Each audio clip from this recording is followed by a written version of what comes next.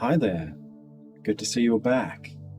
Now, today you're a bit of a treat doing study techniques. Now, we've done a little bit on this in the past, but we didn't really dwell in a lot of detail. So today we're going to go through in a little bit more detail, particularly focusing on some of these very powerful study techniques that really do have evidence-based effectiveness when it comes to your ability to obtain better grades. So we'll work our way through and let's really give this a test and see if we can make some headway on these different concepts. Now, one of the most important things about study technique, and I guess the most logical first place to start, would really just be to consider what exactly is a study technique. Now, you guys are probably familiar with study techniques, or at least you might have heard of some of them before. Now, for this particular presentation, we're just going to quickly fly through, hopefully in 5 minutes or less. The session aims would be to introduce you to study techniques, some of the effective ones, but also the ineffective ones, so you're aware of them and that you can focus more on the highly effective study techniques. So I think that's really important, and there are lots of benefits to that because it does allow you to very effectively manage your time and actually get the most out of your study sessions, which is really important. And right at the end, I'll give you a little take-home message or summary. So without further ado, let's launch right into this. Now, one of the most important things when it comes to study technique would be to consider where it is within the greater scheme. I'm going to call this the learning framework. Now, I covered this in a previous video. We had study method, memory technique, and study technique. And all of these are really important aspects of learning. These are the different factors that impact our ability to study information, actually store things in memory, and retrieve or find relevance for what we learn. And excuse me, we also briefly did the modalities. Now, although not proven to be necessarily directly impactful on your learning, we do need to be aware of them because these are the ways in which we interact with the world around us. Things like reading or writing material, watching a video perhaps as you're doing right now, listening to someone talking about something important, and the last one there, kinesthetic, which would be the experience-based interaction. Now, jumping on to our next slide here, let's see if we can actually have a look at some of these really important study techniques. Okay, first things first, what exactly is a study technique, or also called learning technique? Well, long story short, there's a few that you need to be aware of, and we'll launch right into them. So the first one there is practice testing. Now, practice testing is a technique that a lot of students utilize, but not all students are aware that this is actually really important. It's a highly effective way of getting yourself better grades because you're practicing retrieval. But more on that later. Now, in terms of an ease of use, I've rated this a 2 out of 10. Really easy to jump into past test papers and do some practice of your content. Now, the next one there is distributed practice, and distributed practice is also incredibly important. What is it? Well, another word for it, or term for it, is spaced learning, which is the approach where you're taking information and planning out your schedule, trying to study the information over multiple periods of time or multiple different days. Very challenging. I give that a rating of 7 out of 10. It's very difficult to actually implement because there is a requirement for a certain amount of organization, which isn't easy to come by. Now, the next one that we can move on to there is the Pomodoro technique. Now, some of you are probably familiar with this one. I like to use an hourglass to sort of simulate this. You can get them with different timers. I typically go for about 30 minutes, which is a good time frame.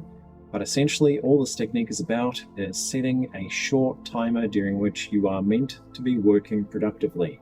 Now, the tradition is 25 minutes. And at the end of that 25 minutes of working productively, you would take a small break. I would recommend that you reflect a little bit on your process and about your study outcomes, perhaps. Now, rate this one a 1 out of 10. It's fairly sort of easy or simple to implement. You just set a timer and work your way through, but also proven to be very effective at helping you to remember information. And next one there is the Feynman technique. Now, Feynman technique is also quite famous.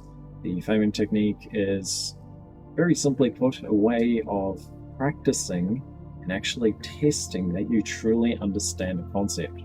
So the basic way to put it there would be to teach to understand. Now, this one I give a 3 out of 10. If you can take a concept and explain it to someone, that does mean you've done a good job at actually coming to the point of understanding that content. Now, you're probably wondering, why haven't I been taught this? Well, to be fair, science is a progressive beast, shall we say. It does sort of transition over time. This content is out there, it's been out there for a long time, but it's not really been packaged in a way that is very convenient for students, teachers, or lecturers to sort of walk in and pick up that information, actually utilize. So lots of different problems there, but we'll go through that in future content. The next one there, how can you make use of them? That's exactly what we're going to go through on the next part. Hopefully you're ready. So, highly effective study techniques, only the highly effective ones for now. So, selected the top ones here.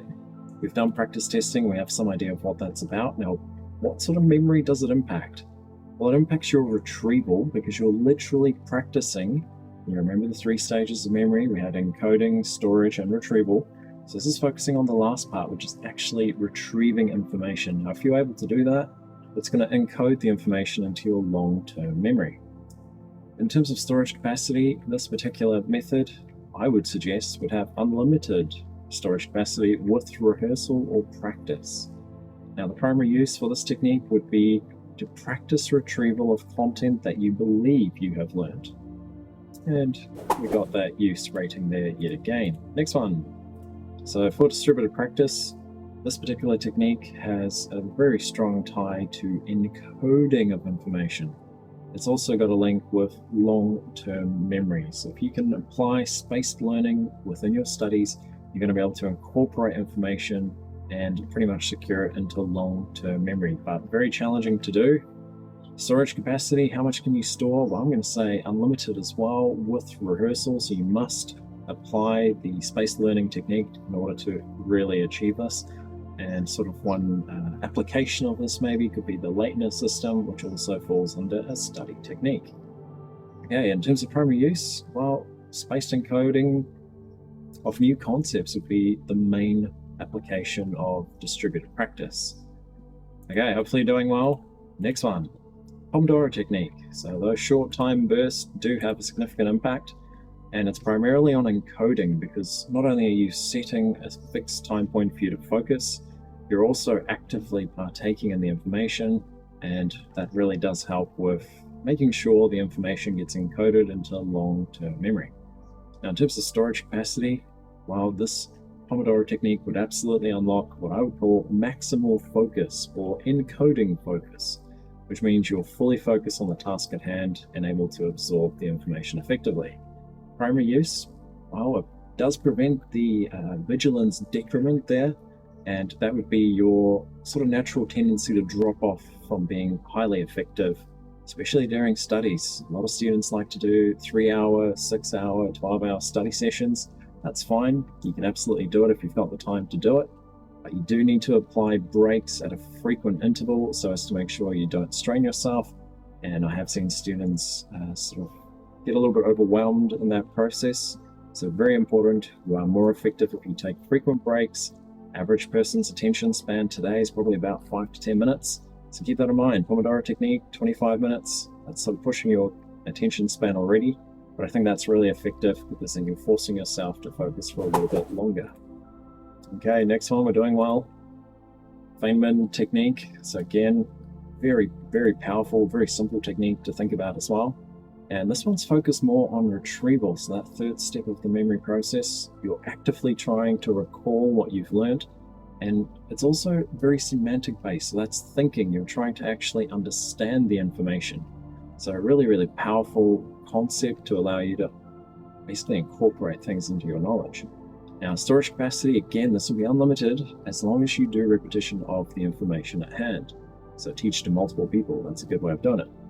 Now, the primary use for Feynman technique would be understanding of new concepts. It's really powerful at helping you to come to understand new ideas. Okay, next one. I do believe we have one to go, the lateness system itself. Now the lateness system is really cool. I'm going to call it flash memory, sort of a heavy link there with maybe a flash card, for example. That would be a memory card for your phones. Now the flash memory is really cool because you're taking flash cards, which again is a memory technique, more on that next time, but memory technique and very focused on retrieval as well. So you have your cue on one side of your card and on the other side you've got the answer, and this is really a strong way of practicing your retrieval. At the same time you're encoding new information into memory by doing repetition. But the lateness system takes us to the next level. Kind of see it on the background of this image. We have this phase or steps or levels. So initially your flashcards are at the lowest level. They're very difficult. You don't remember them. Each time you practice them, you start getting better and better at remembering them. So your flashcards move along in your cue. Very, very powerful and very rewarding technique as well. So primary use for this one would be memorizing new concepts. So especially things like language where it's quite challenging to maybe remember. Using the lateness system gives you a really good advantage there. Now, for the techniques that are maybe not so effective, well, rereading is one of them. All of us do it. It's sort of the gold standard technique that students use. I forget the statistic, but it's somewhere in the 90%. Most students rely on this study technique. And it's okay, it does help. I mean, that's one way of getting a grade, but it's not the most effective method. So keep that in mind. It is a very simple method to use. It's focused on encoding, but more so on short-term memory. That's why we tend to forget the information we read. Storage capacity-wise, relatively limited, but practicing recall does help, but there are some limits there as well. And primary use would be to understand new concepts. So definitely useful if you reread something, you come to a certain amount of understanding on that concept. The next one there that we'll cover, which is also slightly effective, would be summarizing. This is really important. The process of actually making notes is quite beneficial. It really does help you. And as a little example here, we've got our SQ3R method that I did in a previous video. For this one, it's a note-taking method, kind of like a method for creating summarizing or your notes, but it's more effective than just making a summary of the information. There's a bit more process, a bit more logic and thinking going into it. In terms of storage capacity, I'd say it's fairly limited with this technique, so keep that in mind. Your retrieval is going to be difficult as well. Do I say visual learner? I feel like visual learners have an advantage here, although that's probably debunked, but I still think there's a strong component there where different people are going to sort of favor different types of information. Whether that by itself is beneficial or not remains to be scientifically proven, but I will say that the preference is there. People do have a preference for certain types of information, and I think that's fine. If you have a preference, go for it. I myself prefer mind maps, kind of like this one here, just because I can visualize it. I can actually recall all the information, but everyone's unique on this front. I don't think there's a set standard that can basically be applied to everyone. Every student, person, or lecturer is going to be slightly different in the way that they absorb new information and actually store it in their memory. So in terms of the primary use for summarizing, well, it's literally like the framework of learning. That's what we all use to be able to try to learn new information, or at least we should all use that. So jumping on to our next slide, you guys have done well. I think we'll start wrapping this up. Hopefully you're still there and you're fully focused.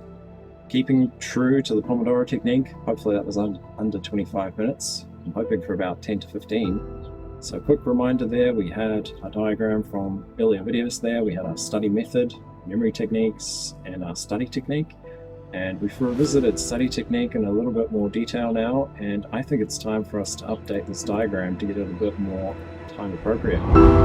So from a summary note perhaps to a bit more detailed study notes. So we have study techniques, Pomodoro technique, Feynman technique, we have practice testing, we have distributed practice, the lateness system, and the two less effective techniques, slightly smaller there, summarizing and rereading. So well done, stay tuned for the next one. I'll keep doing my best to try and get some more information across to you. Let's see if we can get you to master your studies. Have a good one, I'll see you on the next video.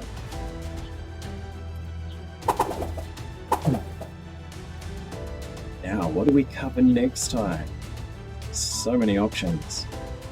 I do think we need to do memory technique in a little bit more detail. What do you guys think? Let me know in the comments. See you later. Have a good one.